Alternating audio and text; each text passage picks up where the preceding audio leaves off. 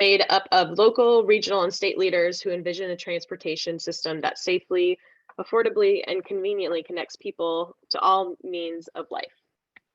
Prior to Transportation for America, Beth worked at the U.S.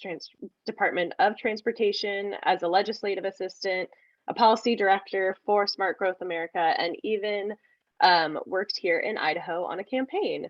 We are really excited to bring Beth back to Idaho, even if it is virtual, to talk about the federal transportation bill and its impact on rural communities like that ones we have here in Idaho. So with that, Beth, I will hand it over to you. Thank you so much. I not only located in Idaho for a little while, but I also married an Idahoan. And so our whole family makes the trek back every year we can until last year. We're hoping to make our way over there sometime soon, maybe over the winter, maybe for some skiing in Ketchum. So anyway, I'm super thrilled to be able to talk to you and hope that I get to attend one of your events in person next year or in the near future. All right, I'm going to share my screen. And there we go. So I'm going to start off by just talking a little bit about what's happening here at the federal level, but I'm really going to talk more about what's happening at the national level and things that we can use the new infrastructure bill to do better. My organization, Transportation for America, like Nina said, is focused on connecting people to jobs and essential services, no matter how they travel, no matter how much money they make, and where they live. And so we have prioritized a handful of things. One is putting a focus on maintaining the system we have and getting the most out of it before we invest in new things. We have seen a pattern of, in some parts of the country, of building something new or expanding something while backlogs continue to grow. And some states do better at this than others, but at the federal level, we are agnostic on it. And if you would like to allow some of your rural roads to go to dirt while building massive new highways, that is permissible. And there are some states that take them up on it. And we'd like to see investment in the communities we have already first. Two is designing for safety over speed. We have built up a transportation program around building separated highways, but then we've taken a lot of those designs and applied it in a one-size-fits-all way across the country, even where there are points of huge conflict. And that speed creates a big problem, and we'll talk about that in a little bit. And connecting people to jobs and essential services, no matter how they travel. Actually, one of the things we've worked with several states and cities and metropolitan planning authorities on has been on using the technology that we all use in our smartphones, the mapping technologies that allows us to look at multiple ways to get to the same points of destination and bring that technology that isn't even that new anymore into the transportation program to be able to plan on a more multimodal basis and to be able to make sure we are serving people whether they can afford a car or not. Now, the infrastructure bill itself, it's a very large bill, $645 billion for transportation over 5 years. That's a 113% increase over our current spending for all forms of surface transportation. There's a big increase in highly flexible formula funds that go to the states. There are some strings attached, but not a lot. There are some regulatory issues like the National Environmental Policy Act and historic preservation and things like that. But basically, there's an enormous amount of flexibility to spend that money according to state and local priorities. And there's a large portion of new competitive funds. I will say that this bill really keeps the status quo. It does not address any of the 3 transportation priorities except in small bits. The tradition in transportation, particularly at the federal level, has been You identify a problem, maybe it is safety. You create a small program to retrofit the overall system to make it safer, while the overwhelming majority of the funds go to create more of the problem that the small program is supposed to fix. It doesn't work real well, but it makes everybody feel like they got what they wanted in terms of improving that problem safety without threatening the status quo. It just doesn't move things forward. So the main point of the bill is that I want to get across is states can do what they've been doing, or they can make changes, and it will be very much in their hands how this money gets spent and what priorities they seek to prioritize. I will say that we have not been performing very well in the transportation program. Many areas have a pretty big backlog. Many areas do not provide alternatives to driving, certainly not safe alternatives. Our safety performance, particularly in the past 2 years overall, has been terrible. Over the long run, it's been really bad for vulnerable travelers, those traveling outside of a car. Traffic, it has not gotten better in any of the largest 100 cities. In fact, it's gotten substantially worse, even in places losing population, no matter how much new lanes they build. And the cost of transportation, both to the taxpayer and to the household, has gone up. So there are things that we should look to change and use as much of the tools we have to do so. And thankfully, because of the flexibility in the program, there's a lot of ability to do that. Unfortunately, because of the flexibility in the program, there's a lot of ability to not do that. So before I jump into some of those problems that I mentioned, I want to I'm going to start in safety. And a lot of where my organization works is in complete streets. In fact, I was in the room where we created that term back about 15 years ago, complete streets. And I want to bring us all onto, to level set on what I mean by complete streets. So these are all examples of complete streets. I don't have any urban examples in this. I think people have probably seen more urban examples, but frankly, urban America often doesn't do a very good job in this space. Rural America really leads the way. Much of what we're trying to do in urban America is recreate the feeling of, the rural village. The community on the right here is Eureka Springs, Arkansas, a beautiful town that can create a complete street even in a hilly territory. Up in the upper left is Irwin, Tennessee, a very, very small community. These are both under 5,000 people, also can build beautiful complete streets, and is really going heavy on investing in its downtown after really decades of ignoring it, recognizing it's the most valuable piece of real estate that exists in its area. And then I gave an example of a suburban complete street, which does tend to look very different. I will say the urban complete streets often look, when they're done well, much more like rural. Rural towns and urban areas often have more in common with each other than with suburban areas or the great wide open. But the reason we're looking at creating this environment again is because our performance is just terrible. My organization also includes the National Complete Streets Coalition, and we issue a report every 2 years called Dangerous by Design. And the trend for people biking and walking, this focuses on people walking, has been really bad. Over 10 years, we've seen a sizable increase in the number of people killed while walking. All but one state is doing worse. The only state not doing worse, which is Rhode Island, is just doing equally as bad, but nobody is doing better in this area. And we saw in 2020, a bubble burst. We had thought for decades that as people drove less, that crashes would go down and fatalities would go down. We thought that as people drove more, it did tend to push those things in a bad direction. Well, last year we found that VMT kind of dove down, but traffic deaths jumped up.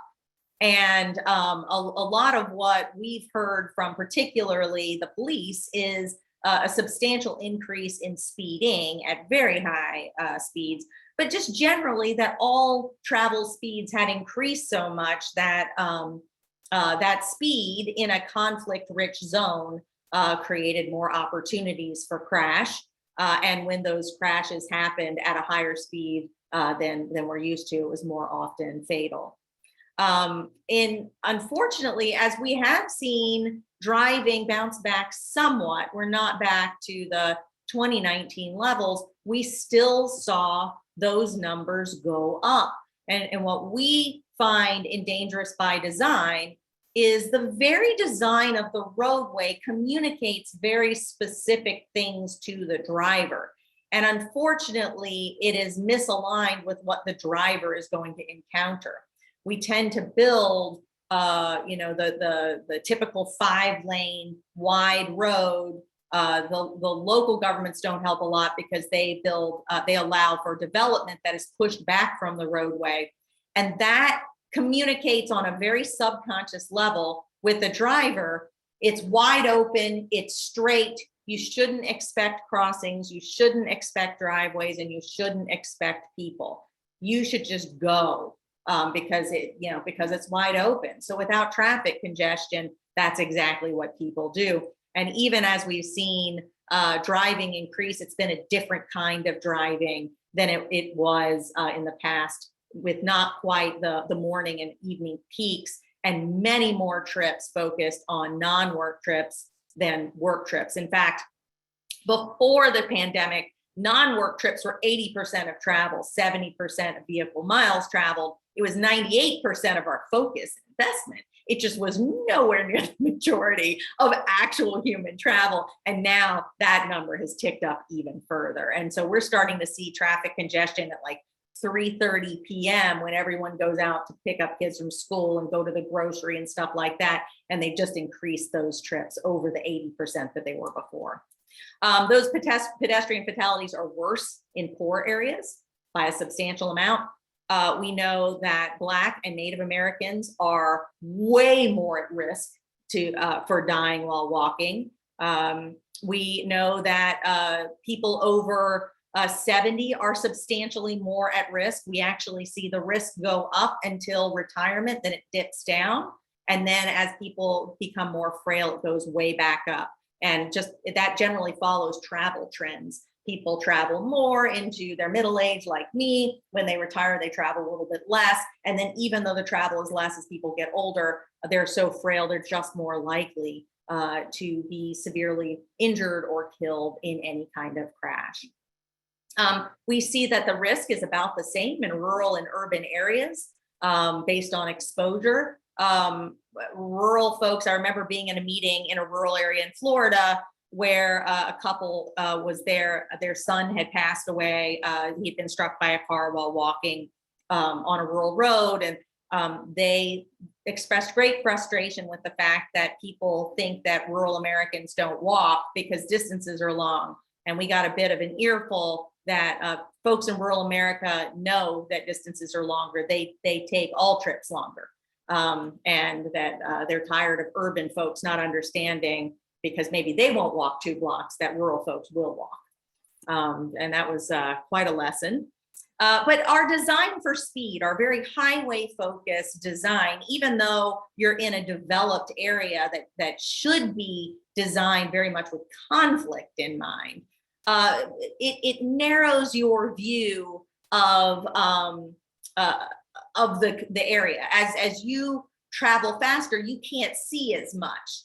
And then your reaction time is slower. Just thinking about reacting, you cover more territory, and your braking covers more territory. And then when you strike another car, or particularly a person, it's much more likely to be fatal. We see those numbers increase by really incredible amounts between 20, 30, and 40 miles per hour. At 20, 9 out of 10 people struck will live. Once you get up to 40, you're getting real close to only 1 out of 10 living. So speed has a multiple level of impact on the likelihood that a crash will occur and that it would be fatal.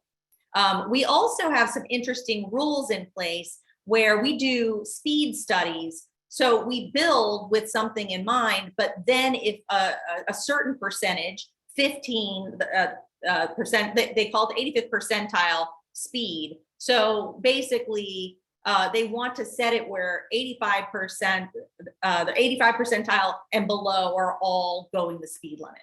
So if you designed it for 25, but people react by driving faster, we don't say, oh, what did we do wrong in the design that people aren't behaving the way we hoped they would? We say, oh, well, we throw up our hands. We're just going to raise the speed limit. And so we reward speeding. And we find that with every speed study, that speed just increases very much because, well, now that we know that we're planning for 35 miles per hour, the next time we resurface and put paint down, we do it to make sure that if people make mistakes at 35 miles per hour in a car, they've got wiggle room. Well, then that communicates a higher speed than 35 miles per hour to the driver. So they drive faster, you do a speed study, you raise it to 40 miles per hour, and the cycle just keeps repeating itself. So speed is very much the focus of the accommodation of speed is the focus of everything we do, in spite of the fact that we know that it creates serious problems in terms of danger. This gives you an idea of a road that as a driver, it's long, it's straight, you feel it's wide open. And so as a driver, that communicates to you, go fast. A road more like this one is going to say, ooh, I don't want to go fast on this. You don't have to put up a speed limit sign here. Most people are going to feel hemmed in. And when humans feel hemmed in, they want to go slower. I think about when I turn onto the alley by my house. I don't want to go fast. I'm afraid if I go fast, I'll run into a building. So I don't have to be told to go slow. Most people just aren't terribly reckless and they follow what the design communicates. Here's an example of one of the odder designs that you see everywhere. It's called a slip lane, where you can turn without really slowing down.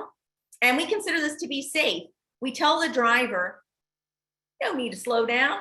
You just speed on through here. But if there's a person in the crosswalk, you have to stop on a dime.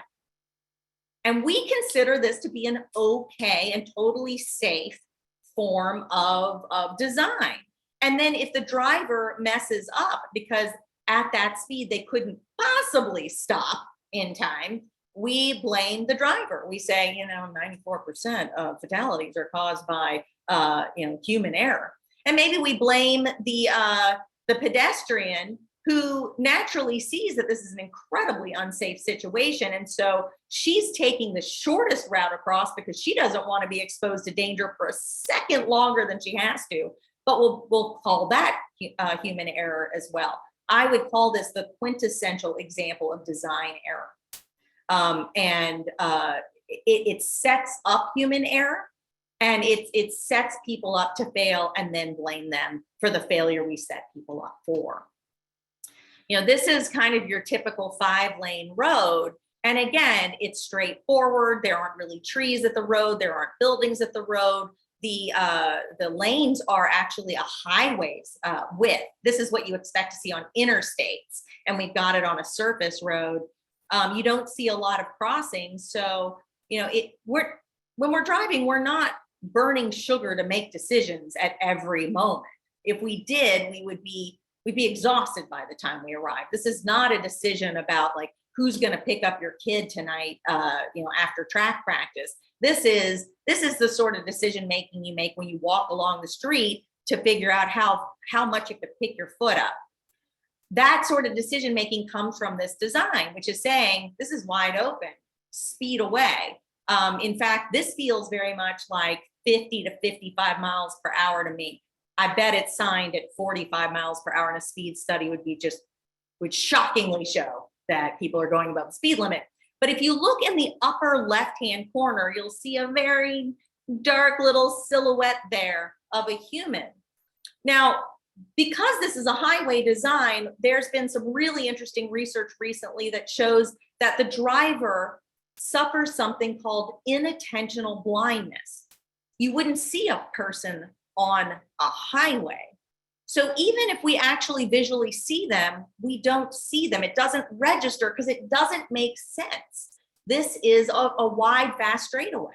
We shouldn't see children on bicycles or vehicles coming out of driveways. So that design problem creates a safety hazard. And the way our roadways are designed, you start by trying to figure out what speed of travel we want to accommodate. And then you've got to figure out how many cars are going to be on that road, because depending on the number of vehicles you expect at that speed, you're going to design differently. And then you think about what mistakes will someone make at that speed, and how do we make sure that those mistakes don't lead to crashes.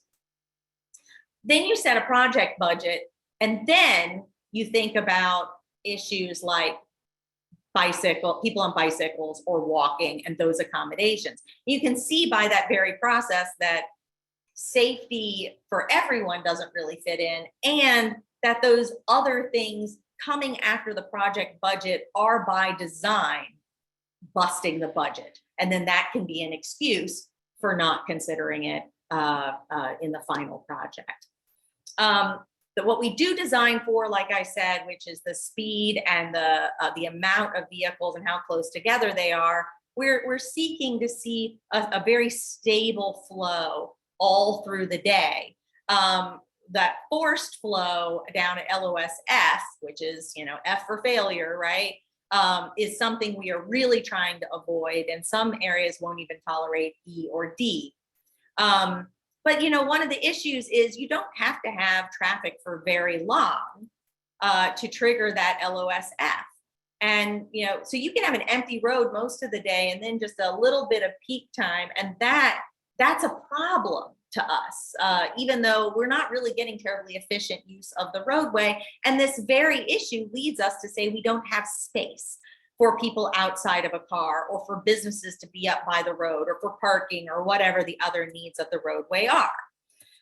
And you get an issue like this. On the right, this is a roadway that has some traffic. Maybe this is like LOSD, and or sometimes a day LOSF. The roadway on the left is LOSA. Now, which would you give an A or an F to in terms of the economy? I would argue the economy of the upper right-hand corner is probably a little bit better than the one in the left-hand corner, but this very traffic movement in transportation is equated with economic benefit. We see this in a bunch of places, so this roadway, which has since been filled in and turned into a boulevard on the left, this is an open roadway in the middle of the day. And it's in Rochester, New York, and that is LOSA. And on the right, that is probably LOSE or F. It's a pretty big breakdown. I see a bunch of lights, red lights that show cars stopping. And but again, from an economic perspective, where you often find the biggest breakdowns in traffic, particularly on surface roads, you find your strongest economy. You find the area that everybody's going to. In transportation, our goal is to get people through areas where if they were to travel in circles at speed and never arise, that would be LOSA. But if they travel for only 5 minutes in stop and go traffic and arrive quickly, and this is the destination, that's LOSF. That's a failure, something that has to be fixed. And we need to work at bringing the true experience of the traveler and of the local economy into the way we measure transportation. And we do all this for fear. Traffic is just the worst thing that we could possibly imagine. But what we discovered, and we looked at data from 1993 to 2017 in the largest 100 cities in the country, and we found that while freeway capacity grew faster than population, congestion exploded. And we found this all over the place. Boise, definitely one of those areas that saw a huge increase in congestion despite building more freeway capacity than population growth. And then you see places like Jackson, Mississippi that built a lot, didn't grow much, massive increase, and Buffalo, New York that built a little bit, lost a substantial amount of their population, massive increase in congestion. So all that we're doing to build roads and design roads to prevent congestion is just not working. And A lot of that has to do with these circuitous routes that we call for in the way we allow development to happen rather than clustering it like we did. That's the whole point of rural villages, right? Is to cluster everything needs. So all the needs and all the jobs and all the one-stop shopping for all the folks that live on farms around the area. Well, cities were built the same way for a long time. Now we've made even the shortest trip from, you can see home on the right, to the school on right next to it. That's a short trip as the crow flies, but it's a long trip as you drive. And I think about a map I once saw in Orlando, Florida, of two homes that are 70 feet apart, but the drive between them is 7 miles. That sort of thing, rather than really thinking about the full trip, but thinking about moving cars quickly, result in some of those oddities. Okay, now I'm going to try to do something, and I don't know. Beth, yeah. Before you do that, would you be able to explain what LOS is to folks It's who called might level not of know? service, but the term doesn't matter. Like I said, the definition is what matters. The definition is how many cars are there and how close together they are. Whether you remember the technical term for it or not important. We measure based on, how many cars there are and how fast they're going. And the goal is for them to be as many as possible, going as fast as possible all day long. So, all right, tell me, oops. Oh, I might not be able to do this. I am so sorry. This is a bummer because this is a video on induced demand. Here, let me see if I can find it real quick. That is a concept that we don't really take care of much in transportation, even though we see it repeatedly. And it's one of the biggest reasons that we have trouble predicting that when we build more roadways, things will get even busier. So can you see this video, Nina? Yes. Okay. So let's listen to this. This is from a comedy, believe it or not, about a planning agency out of Australia. The fact that people in Australia could find comedy out of planning, God bless them. By ingesting the 12 months worth of data you sent, that's about 2 terabytes worth. Wow. What you're looking at now is a typical midweek traffic flow. Green is good, orange indicates slower than average, red is heavy. Now we can manually input a range of external factors: wet weather, public holidays, RDOs for the industrial sector.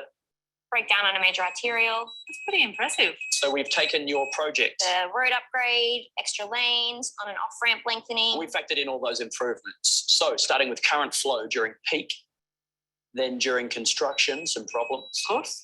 And then when it opens, that's brilliant. Amazing. And with the machine learning, we can keep it going. Year 2, year 3, year 4. Wait, what's going on? What happened? Where'd the green go? What happened?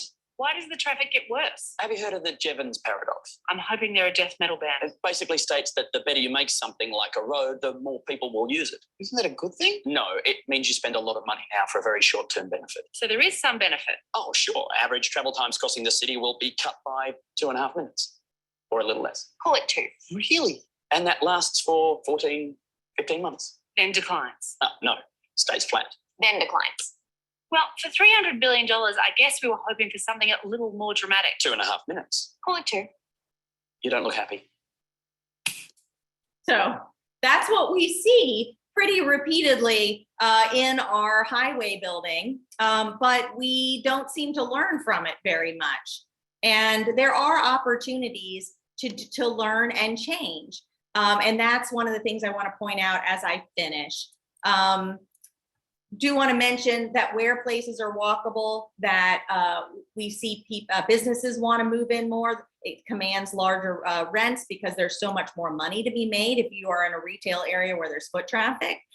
People are willing to pay substantially more to live in a home in a walkable area, even though we don't measure this in our transportation at all. On the economic scale we do, and let me tell you, realtors do. Part of the reason people will pay so much more is we don't allow for these communities to be built. So while the demand for it has been increasing, the supply has stayed very flat. And it means that only the wealthiest can afford it because the government interferes with the market responding. So using the technology that we use in our phones to figure out by mapping where to go, you can determine how many destinations everybody has in your community. This is Madison, Wisconsin. You can see their job access by car and the morning commute is excellent across the region. By transit, not quite as good, but still relatively impressive, particularly in the core. In terms of essential services, you'll find, and that's really all the things like groceries, schools, medical care, retail, all those sorts of things that we need to get to. And this is by walking. It's very good in the historic core, but you'll also see in little kind of more densely populated town center areas on the outside that it's pretty good. And we can use this. And actually, the state of Virginia uses it very effectively right now to evaluate all of their new capacity projects of all kinds, whether it's transit or highways or roadways or walking and biking, to determine how it will impact access to jobs with a particular look at how it helps people who don't have access to a vehicle, lower income people. Now, the last thing I will point out is, this is Boise's change over the years. You built up a lot, you've added a lot of people, you put them over a large area. Cleveland did the same thing between 1948 and 2002. But they didn't grow in population. They took the same population and they spread it out across Cuyahoga County. And what happened then is the same number of people have to take care of significantly more roadway, water pipes, fire, sewer, ER, schools, police, trash pickup, all those sorts of things. It's significantly more infrastructure, but the same number of people, which means you either don't fully pay, which is what they do, and you see everything fall into disrepair, or you raise people's taxes an exorbitant amount. We also find that spreading the same number of people over a vast territory results in significantly more congestion because everyone has to go further for everything. And the cost to maintain those roadways are rarely built into long-term projections, but they are quite sizable, as you can see here. We do some fiscal analysis. I have an economic shop that I work with, and this is what we did for Macon, Georgia, where we look at different densities, and we find that in very low density, particularly new development, we bring in fewer taxes than it costs to pay for government infrastructure and services. And that only goes up as you do more infill and bring those densities up. That sort of rural small town actually has pretty high densities in it, and that's what if you want to clear your costs, what you need to do. So I think that, and then in terms of the household, when you add transportation costs in, which most people don't, you really see a huge increase in cost and a lack of affordability across the board. In fact, we saw in the housing crisis of 2008, it was the increased cost of transportation that tended to lead to a lot of foreclosures because it was an unanticipated cost. Now, this may seem like something relatively unattainable to change, but the beauty is we actually know very well how to build our roadways different to be much more supportive of walking and biking and of economic development in the area because we can see it all around us. Now, we might have been a little bit better about doing this before the car because we couldn't only plan for something that didn't yet exist. But we've maintained these areas, and we do find that they are often our richest source of tax dollars, of economic activity, and the desirability of these communities have gone up across the country. So when we look at ways to change what we've built over the last 50 to 70 years, we really need look no further than our own neighbors in determining how to make space for people, because like I said, there are beautiful examples all around us. And with that, I am happy to talk about anything and answer any questions. Thank you so much, Beth. Yeah, I think right now we can open it up for Q&A. If anyone has any questions, you can put them in the chat, or you can unmute yourself and we can have an open discussion. I'll ask a quick question while people are organizing their thoughts. Thank you, Beth. That was really a great presentation as usual. I learned a ton. I wanted to ask you about the difference between urban and rural. You mentioned, I think, that rural communities are leading the way on complete streets road design. Is that what you said? I said rural America invented it. And you find the greatest examples of complete streets on rural main streets. Urban areas, often started off just like those rural towns did. It's just maybe the railroad went through there, or they were close to a port and they built up quickly. You really need to look no further than those beautiful rural main streets for examples of what I want in my urban setting. In fact, what I think people most want, and what we find most people want in urban areas, is to be in one little rural small town next to another rural small town. It's just they all back up against each other. I'm in a rural small town called Columbia Heights, and we are separated from our rural neighbor, Mount Pleasant, by one street. But that's what we're all looking for. We're looking for that town square feel. It's just mine happens to be surrounded by a bunch of other ones. So I as someone who, as a kid, I lived in a very small rural town called Ravenswood, West Virginia, where I could walk anywhere I wanted to at 10. I'm very defensive when people, almost claim that rural America is just incapable or undeserving of what they made up in the first place. Yeah, we call ourselves a big rural state, which we are. We have a lot of open land here, as you know, in Idaho. But we do have small towns, and they do have kind of that town center feel, a small main street with, small businesses that line it. So I just thought that was a really good point. Thank you for that. Deanna just put a question in the chat, and it says, in Idaho, many of those original main streets in small towns were also the highway, and we've destroyed many of them. What would you suggest for this impact? Well, it is a really interesting thing. Again, where rural towns and urban areas have very similar experiences, we built many of our highways right through our most productive economic centers. If you come to almost every urban setting, we built our highways straight through our downtowns. We're actually doing some economic analysis of highways built and planned highways not built. Like DC was supposed to have a highway that went right through it north to south. That's some of our most in-demand neighborhoods and wealthiest neighborhoods now that would have been a highway had that leg been built. But if you go to New Orleans, we built it straight through Treme. That's an area that highway has really stopped a lot of the redevelopment through. It's my hometown, so I think about it a lot. We have a lot of fixing to do, but first we have to fix our idea of what our goal is. Our goal in transportation right now is to move you through every area. Your arrival is not what we measure. Therefore, your arrival is most charitably incidental to what we measure. We assume you'll arrive, but if we don't measure it, it's not the point. We don't really care. That's when I was talking about that access to jobs measure, those access to services. That's a whole trip. That's origin to destination. That's a human being's experience. What we measure is I put a monitor here on a highway and here on a highway, and it looks like cars are moving fast between them, but that's nobody's origin and nobody's destination.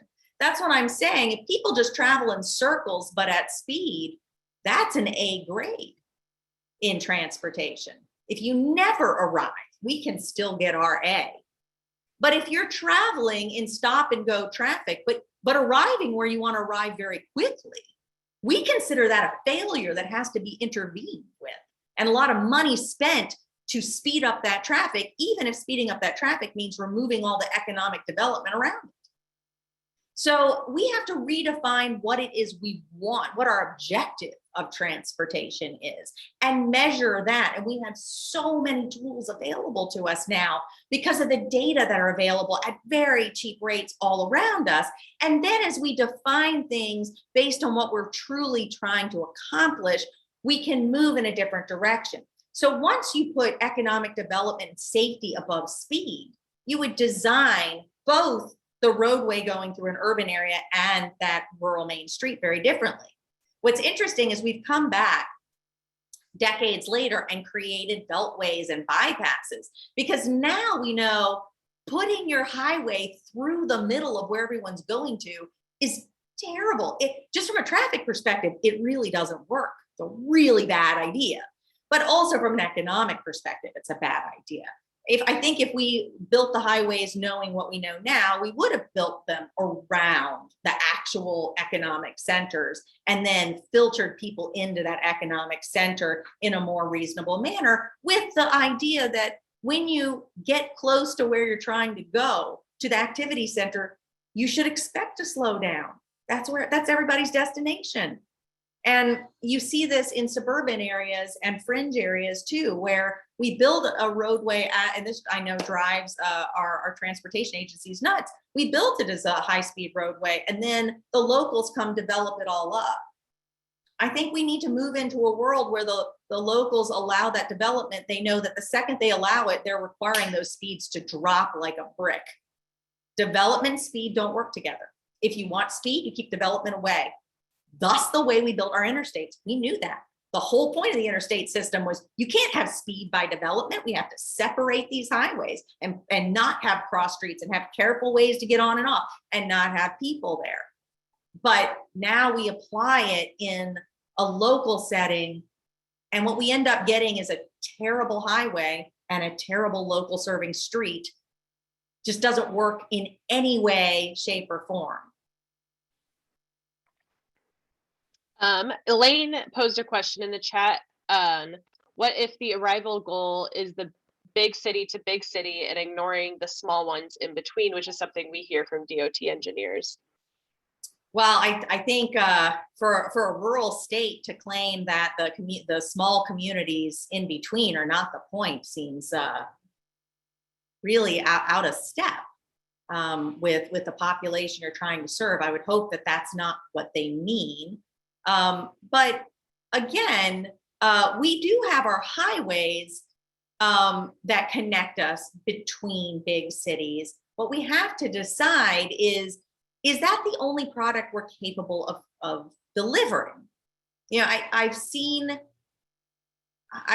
DOTs prove time and time again that they can deliver a high-speed roadway. What they really struggle with is a locally serving roadway. And a lot of times they say, well, that's not my business. But they kind of make it their business when they step in to those roadways in the midst of development, or they claim they have no say over development. They do have more say than they like to believe. They certainly facilitate that development and are all too happy to build to the inefficient development. But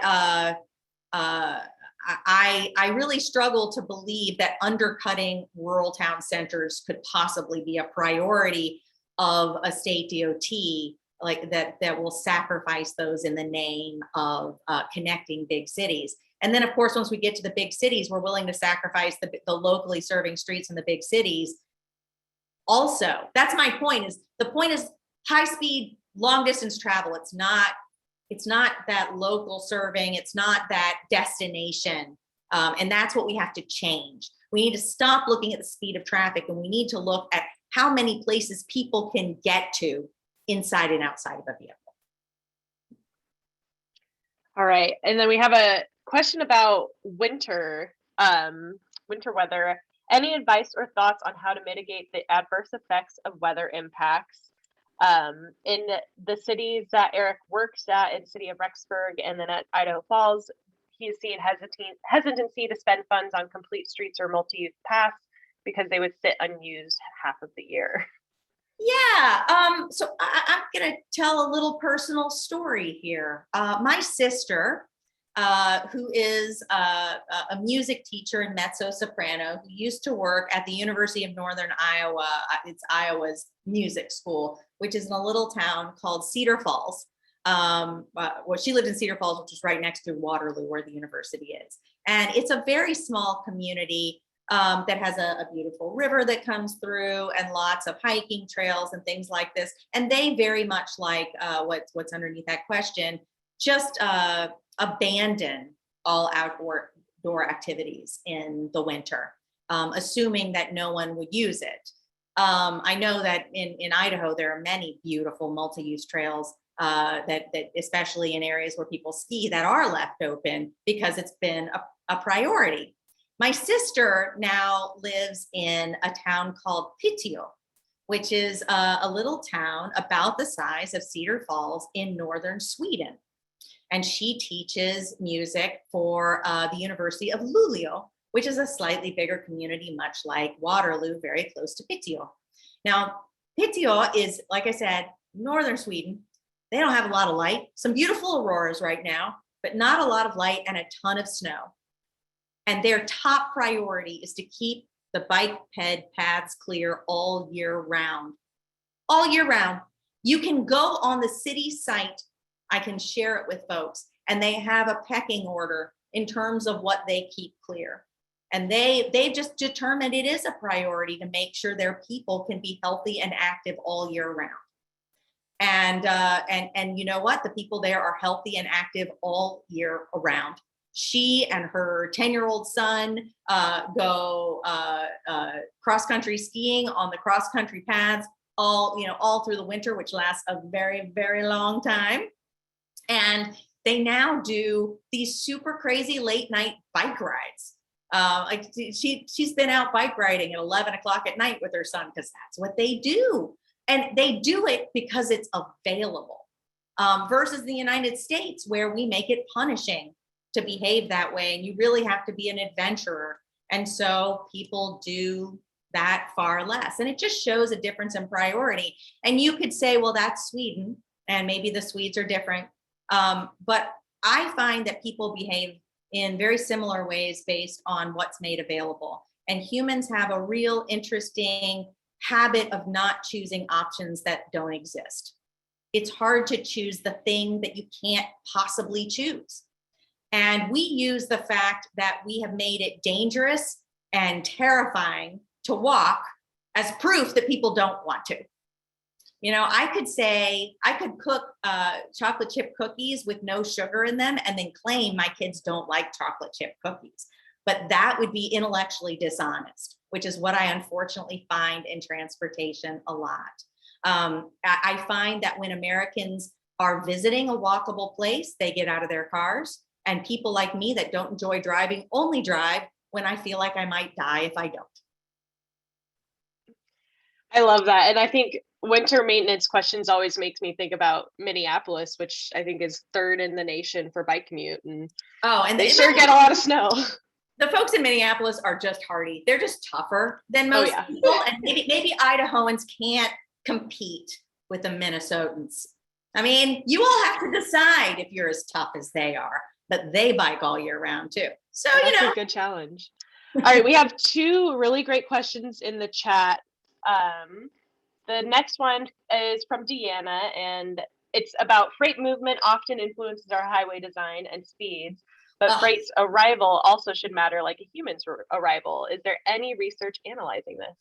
You know, I think that there's been a terrible lack of real good research, particularly on the public side and academic side on freight. The freight industry does a lot of look at their movements, but it's not necessarily integrated into our overall transportation approach. What's interesting is, yes, trucks often impact the way we design roads, but we do a terrible job of defining the actual truck we're talking about. So a lot of times we're designing roads for the movement of semis, when the overwhelming majority, if not all the trucks we're actually accommodating are delivery vehicles. So we have to talk a lot about the actual design vehicle. And the freight vehicles vary by an enormous amount. And the freight industry is actually extraordinarily flexible based on the area. So, you know, the delivery vehicles that come to me on my historic block are not semis. There's no space. But they don't say, you know what, I can't get my big truck through there, so I'm just going to give up on making money in that area. No, they adjust. And so I think we need to think about that. We need to work more closely with the freight industry. There's also a lot of really great, clever, forgiving design in roadways. So a lot of times roundabouts, for example, can be built so that a truck can actually come up onto the roundabout safely, or we can allow them to cut into opposing traffic a little bit and just stop traffic a little bit further back, so that the one truck a day that comes, or you know, the handful of trucks a day that comes, don't dominate our design and don't make it impossible to design for the much more frequent uses that we are seeking. And I think that's a big point. We need to design for what we want, not again act like this is a natural disaster that we have no control over. The next question is regarding if engineers are trained to look at design from the pedestrian safety point of view rather than just the traffic flow. Now, engineers is a large field, and it includes a very diverse group of people. What I find is, so we've gone in and worked with engineers in a whole bunch of states. From Iowa and Tennessee and Pennsylvania and North Dakota and California and Washington and Virginia and Maine. And what I do find is in every single one of those state DOTs, there are engineers that wish they could design differently, but they find two major hindrances. One is if they want to do something other than the one size fits all design that they're given, they're told to go make it up. Now, that's not very comforting to an engineer. The engineers would like alternative designs, but they're rarely given them. And where they come up with them, they have to seek a bunch of design exceptions that can be very difficult and slow. So if you decide to do something different, you're punished by a really highly regulatory, slow process. That means you won't hit your schedule or your budget. And that is, that's not going to result in you getting raises or promotions or good reviews. So in the state of Florida, when we worked there, they started looking at changing their design standards and giving people guidance, engineers guidance on how to design something differently, so that they're not just constantly making up a multimodal design, and that's their choice. You can make it up and handle all the regulation that we'll put on you and the trials and the tribulations and the potential liability, or you can follow our one design and we'll make it super easy on you. And those states that are starting to really respond in that way to provide those that want to build more complete streets some real support and institutional support, they're finding many more engineers who have the desire and the ability who are doing so.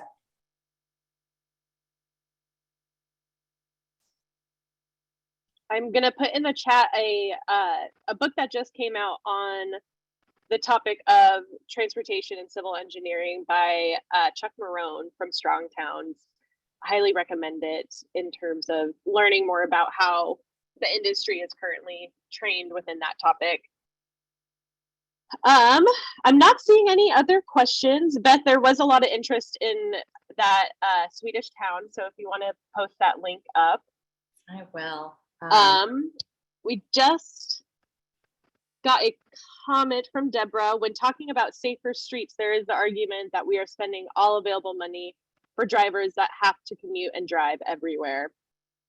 Yeah, I think more dedicated funding to all sorts of road users is essential going forward. Well, and I did also see a question that I thought was a really important one, which is we are seeing these very high premiums for walkable communities, which means that those who most rely on moving around outside of a vehicle have the least access. This is often used as an excuse to not build more of it. It's actually the closest parallel I have seen is the diamond industry. Now, diamonds are incredibly common, but the diamond industry has hoarded them and only puts enough out in the market to keep the price really high. Unfortunately, that's a little bit what government has done on walkable communities. Through our land use policies, so that's all you locals, in often requiring vast parking lots for every building and pushing all the buildings further and further away, you make the community unwalkable.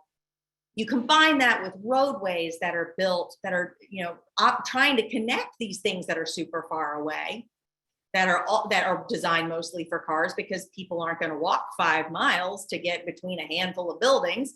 That means that those that want walkability are confined to an extraordinarily small number of communities. Now, we're all outside of college by a substantial number of years, I think, and we may not remember our introduction to economics, but when you artificially constrain the supply as the demand increases, you drive up the price. And if you want to continue to make sure only the wealthy can have access to walkable neighborhoods, we should not build any more. That will definitely keep that price high. But if we want to lower it, we just have to make it common. It needs to be everywhere, which means going back and retrofitting areas to be more walkable, which is happening everywhere. There's nothing about your community that's going to look the same in 100 years. Really, very little is going to look the same in 50 years. And I know this is scary to a lot of people, but our communities are actually changing constantly. The only question is whether or not we'll harness that for safety and economic development and quality of life, or if we'll let everything happen to us and just stay out of control. All right, I think we have time for one more question, and knowing Jim, it will be a great question. And Jim is one of our Ada County Highway District Commissioners. So Jim, take it away. Well, thanks, Nina, and hi, Beth. It's good to see you. Yes, you did such a great job with the Boise Chamber of Commerce last February when you came and spoke. And I just can't say no to people from Idaho. Of course. So, of course, everything you've said, I have heard and is music to my ears. The challenge is that the decision makers, we're all non-experts.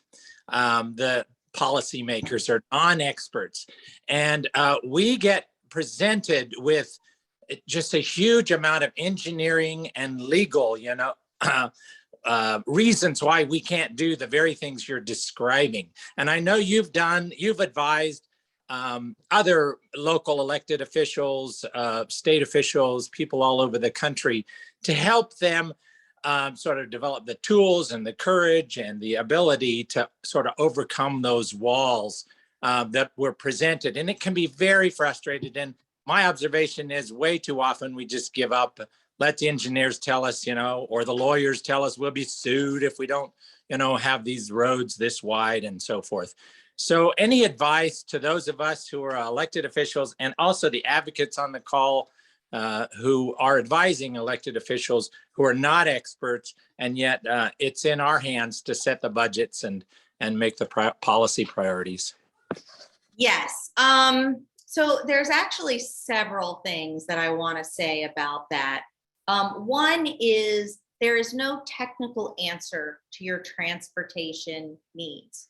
There's nothing that a spreadsheet can spit out to tell you about the sort of community you want to live in.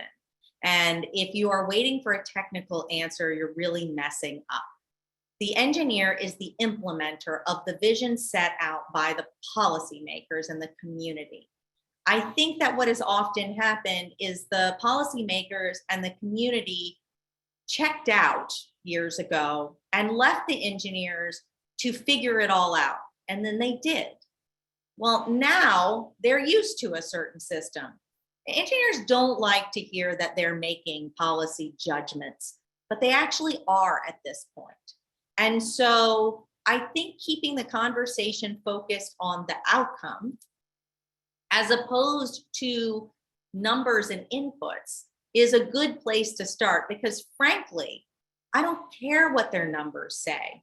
If the outcome isn't what you want, it is wrong. Doesn't matter how sophisticated their process is. I would also suggest that it's important to check their work. So we put engineers in a very bad situation. We ask them to measure the unmeasurable. And then we ask that, then when we actually bother to look, we catch that they didn't measure it right. Nobody knows what traffic will be like in 20 years. You don't. 20 years ago, did we predict COVID? Did we predict the housing crisis? No. We always predict traffic's going to go up, even when it doesn't. We're often wrong. So I think starting with looking at past work and seeing how accurate it was, frankly, every DOT should be doing that check and looking for a difference between what they projected and what actually happened and asking what went wrong.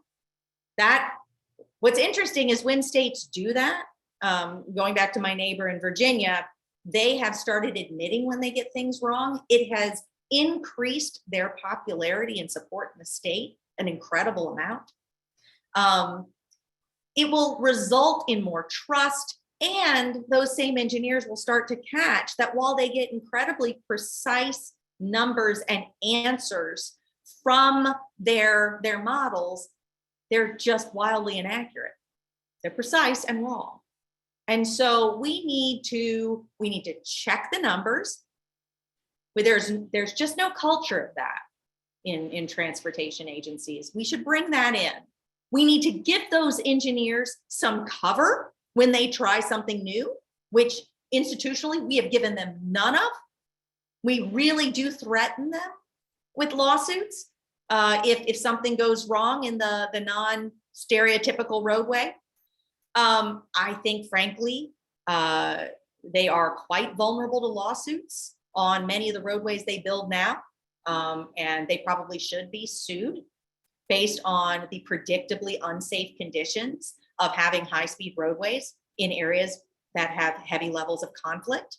That's an unfortunate way to go, but I'm starting to see that across the country. And I don't generally admit this, but I actually went to law school, and I can tell you that every slip lane is a great opportunity for a lawsuit and potentially my retirement plan.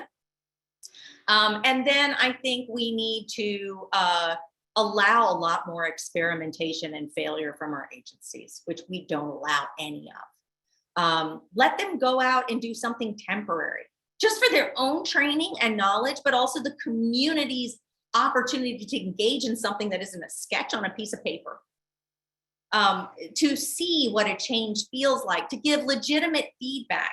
And then if the agency can look at that experimentation as a chance to revamp all of their procedures and not just as a one-off, I think you'll see a rapid modernization of the agency. And we are starting to see that in places like Florida that is really, they've now changed their design standards so much they're running into whole new problems. And so I think that there's just a lot to learn and a lot to experiment.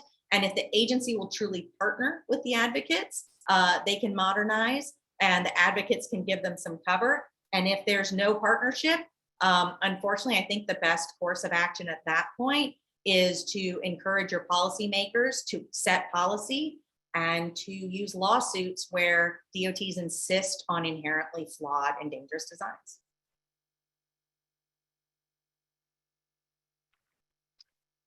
All right, we have 3 minutes left. So if anyone has a quick question for Beth, now is the time. Oh, that's just a comment in the chat. I'll add one if nobody else has one. Go for it, Beth, Deanna. You mentioned, but just kind of in passing, the transportation agencies, in your perspective, have more ability to respond differently to the land use patterns than they currently do. And I know that's definitely a challenge we have here. Our transportation agencies often comment that they feel like they're just reacting. They're just reacting what the land use decision makers are doing. So can you talk about that a little bit more? Yeah, they're both in a race to the bottom, frankly. And I put the land use officials and the transportation officials in at equal fault. I find a lot of local governments will get so frustrated with their DOT not recognizing they're creating at least half of their problem. So I'm not hanging all of this on the DOT, but the DOTs have been very happy to continue to serve bad land use patterns and not even let the locals know how what they're building won't work. And a lot of it is because their models claim that they will, in spite of the fact that everyone behind closed doors knows that they won't. So I often, when I meet with transportation engineers, bond over the typical school district. The school district that gets some cheap land on the edge of town and is going to save all this money by building their state-of-the-art school on this very cheap land. And then they build it and they go, wonder how anyone's going to get here. Didn't think of that. And then they go to the DOT and they go, hey, no one can really get here. This is a little 2-lane road, super far from where everybody we are serving lives. So it's creating massive traffic and all kinds of pollution around my school. What do I do? And the state's like, you have got to be kidding me. Yeah, like, what do you think was going to happen? I don't have this in my state transportation improvement program. And it drives every engineer completely nuts. But they kind of fuss behind closed doors and then they do it. At some point, you don't have to spend your money that way. You don't have enough money to build everything. At some point you say, look, if you choose to build in a property that's never going to serve your use, that's on you, kid. And having decent modeling, and particularly looking at that full trip, an access to services measure, you can show that I can build this roadway. I won't actually improve much access. I might reduce how long you have to wait in line.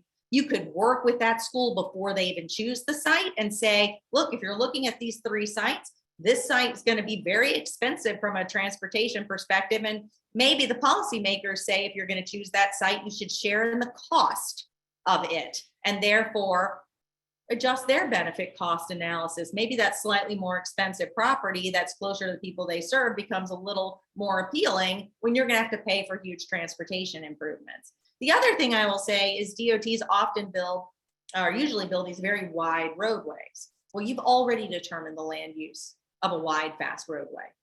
Just think about the business proposition. Who's going to build there? The lovely restaurant with outdoor seating? Because people love to sit next to 50-mile-per-hour traffic zipping by them? No. What that roadway looks like that has all kinds of outdoor seating and that vibrant, town center feel. And it's not a highway. So that highway design forecloses a lot of business and retail and development opportunity and dictates that land use design. And DOTs can do a lot to change that pattern, both by being honest. If you build out there, you will have traffic and we will not be able to spend enough money to fix it. Warning. And if I build this thing, traffic doesn't get better. In fact, in some places it gets worse. That honesty will help. And 2, recognizing that the design of your roadway dictates the development opportunities next to it, and have an honest conversation with the locals about whether or not they want to foreclose that kind of low cost, from an infrastructure perspective, high yield development. Well, thank you, Beth, and thank you everyone for the robust questions and conversation. We added Beth's email to our schedule and bios on the page on our website. So if you have any questions, you can reach out to Beth and she is more than happy to continue this discussion in the future. Right now we are heading into a break until 10 o'clock a.m. And then after that, we will be having our Idaho legislative panel, which will be another great and robust conversation. So thank you again, Beth. And we will see everyone. Thanks for having me. Thank you. And we'll Next see year in everyone Idaho. back at 10.